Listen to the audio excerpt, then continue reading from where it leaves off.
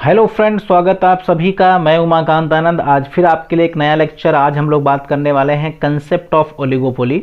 Concept of oligopoly अपने आप में एक बहुत ही इंपॉर्टेंट टॉपिक है, चूँकि डिफरेंट फॉर्म ऑफ मार्केट्स हम लोग पढ़ रहे थे, जिसके अंदर हमने काफ़ी बातचीत करी परफेक्ट कंपटीशन के बारे में।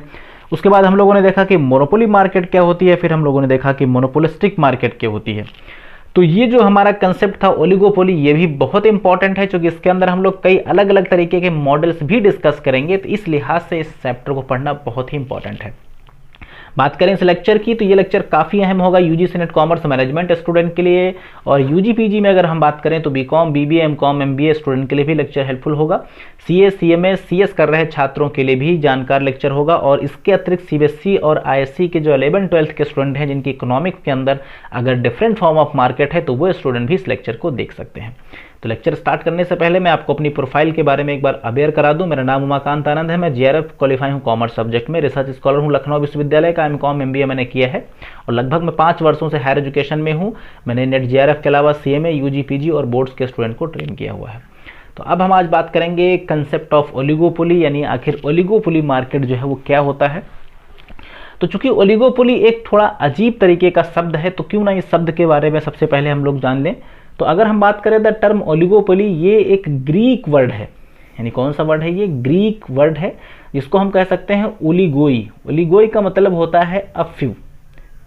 यानी आप ओलिगोपोली की बात करें तो ये ग्रीक वर्ड है। ओलिगोई एक ग्रीक वर्ड है, जहां से ओलिगोपोली कंसेप्ट आया, और इसका एग्जैक्टली मतलब होता है अ फ्यू। अ फ्यू का मतलब कुछ कम लोग, एंड पोलियन मीन्स, ओलिगी एक पोलियन शब्द भी इसमें लिया गया। पोलियन मीन्स होता है टू सेल। इसका अगर अल्टीमेट मतलब देखें तो फ्यू सेल। फ्यू सेल का मतलब है कि कहीं ना कहीं इसका इशारा फ्यू सेलर की तरफ रहा होगा। यानी कहीं ना कहीं इसका इशारा कहाँ पे होगा? कुछ सेलर की तरफ होगा। इस कंसेप्ट को पूरा कैरी ऑन करते हैं। Oligopoly is a situation in which there are few sellers. देखिए वही बात आ गई कि ओलिगोपोली एक ऐसी सिचुएशन जहाँ पर कुछ सेलर होते हैं, मतलब बहुत कम बेचने वाले होते हैं, that each of them is conscious of the result upon the price of supply which individually places upon the market। इसका मतलब अब थोड़ा सा बहुत आसान भाषा में समझने की कोशिश करते हैं कि ओलिगोपोली मार्केट का एक ऐसा फॉर्म जहां पर कुछ सेलर होते हैं। कुछ सेलर का मतलब एक भी नहीं है, दो भी नहीं है, क्योंकि एक होगा तो मोनोपोली, दो होंगे तो डिओपोली। यानी ना एक है, ना दो है, और ना बहुत है। कुछ का मतलब है कि कई सेलर हैं जो जिनकी एक दूसरे के बीच में इंटेंस कंपटीशन होती है। इंटेंस कंपटीशन का मतलब है बहुत घनी प्रतिस्पर्धा होती है। घनी प्रतिस्पर्धा इस लिहाज से होती है क्योंकि अगर एक व्यक्ति के द्वारा कोई प्राइस में चेंजेस किए जाएंगे तो उसका डायरेक्ट इम्पैक्ट जो है वो डिमांड सप्लाई पे पड़ जाएगा, और ये बात अगले कॉम्पिटिटर को, यानी अगले फर्म को आसानी से पता चल जाएगा। इसलिए कंपटीशन बहुत इंटेंस होता है, और हर जो मतलब पूरी की जो ये फर्म है, जो भी फर्म है, एक दूसरे के ऊपर फुल्ली डिपेंडेंट होती हैं। फुल्ली डिपेंडेंट का मतलब ये है कि अगर एक फर्म के द्वारा प्राइस में चेंजेस किए जाएं, यानी प्राइस अगर कम कर दिया जाए, तो बाकी फर्म को भी इसे फॉलो करना पड़ता है। तो आई थिंक आप ओलिगोपोली के मतलब को समझ पाए होंगे कि ओलिगोपोली मार्केट का एक ऐसा फॉर्म जहां पर फ्यू सेलर्स होते हैं और खरीदने वाले बहुत सारे लोग होते हैं। उनके बीच में बहुत ही इंटेंस कंपटीशन होता है।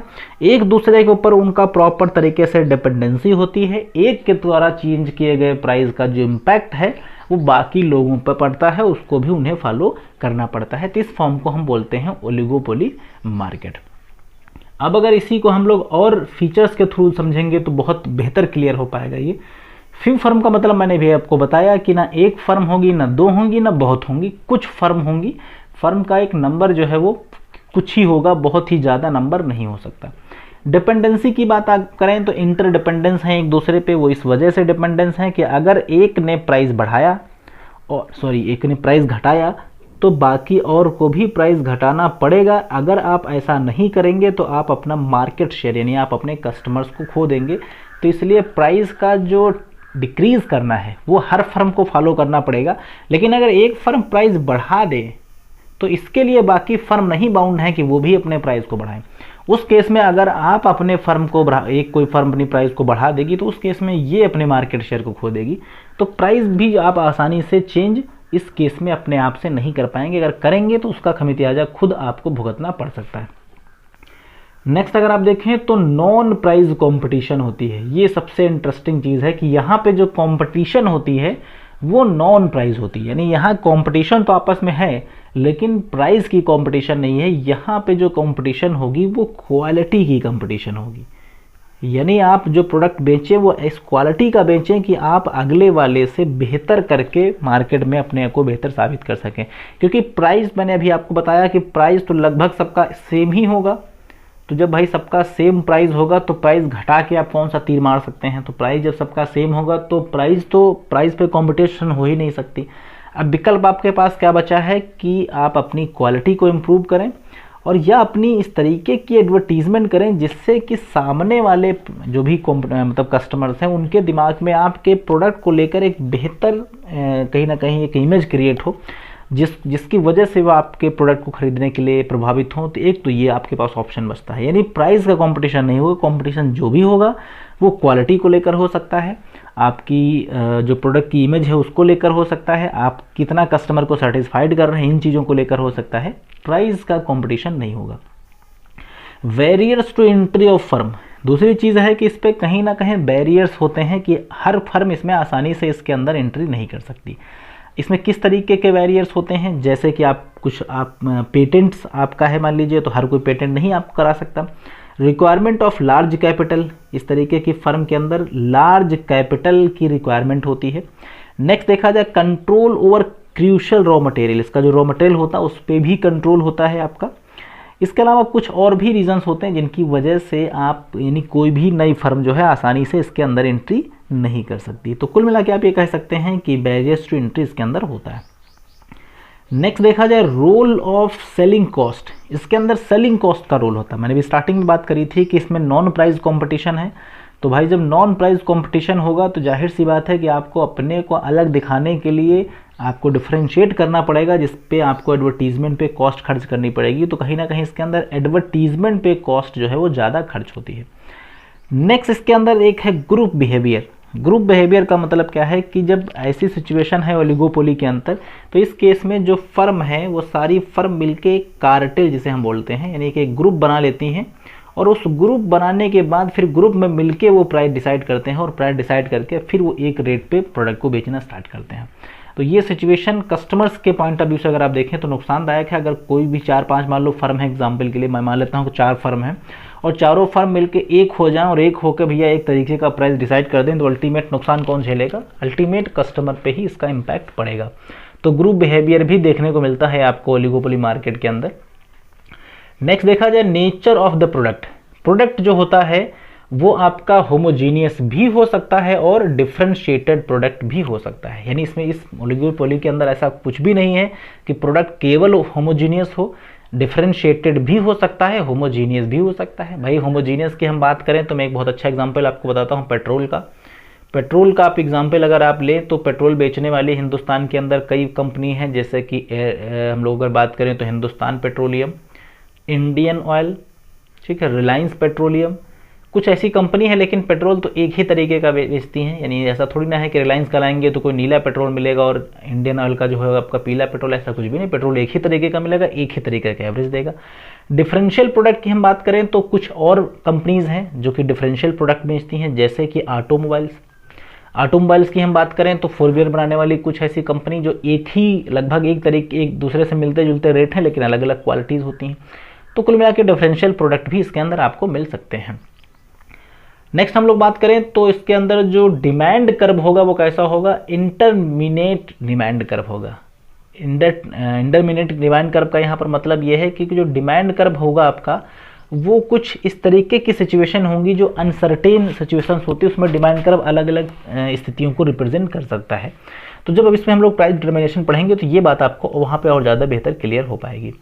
नेक्स्ट अगर हम लोग देखें तो इसके ओलिगोपोली के टाइप्स कितने होते हैं, इस पर कई मरतबा क्वेश्चन पूछे गए हैं, तो टाइप्स पे ज़रा ध्यान दीजिएगा।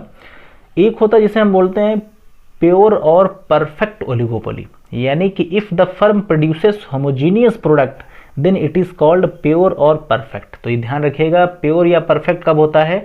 जब कोई कंपनी, यानी कि जब जो भी ओलिगोपोली फर्म है वो प्रोडक्ट कैसे बेचती हैं?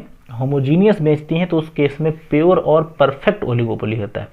सो it is rare to find pure oligopoly situation. उसका कारण क्या है कि आज की डेट में प्योर ओलिगोपोली फाइंड करना थोड़ा रेयर है।